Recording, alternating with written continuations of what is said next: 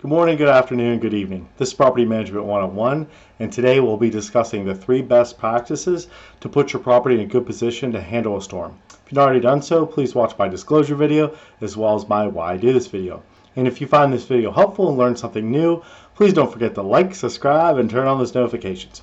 This video will be helpful for anyone in the multifamily or single family side of the industry. These practices can apply to any type of natural disaster: hurricane, tornado, flood, etc. Number 1 best practice to keep in mind when dealing with a storm: communication to residents. If you're considering closing offices due to power outages, safety for your staff, etc., that this is relayed to all of your residents, vendors, and your staff. Make sure that all of your residents are aware of the on-call process as well. You may want to also provide information to your residents, such as the utility companies' contact information, internet companies, etc.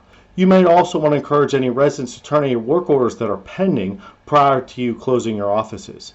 Also, you may want to consider changing the priority of these work orders for this type of situation. For example, this may be something where you want to raise the level of sensitivity and priority to anyone that turns in anything that appears to be a door or window not functioning correctly.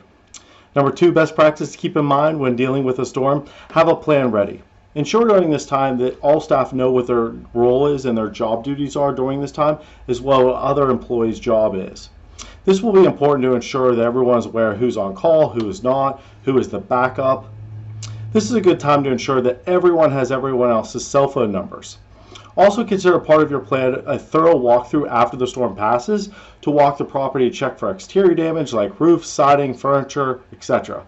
Also keep in mind things like retention and detention ponds.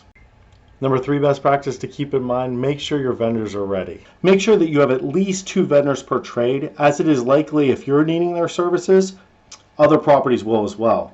You'll want to ensure all the insurance paperwork for these vendors is up to date, and if you owe them any past invoices, this would be a really good time to settle that debt with them. The type of vendors you want to ensure that are updated more than others are vendors like restoration companies.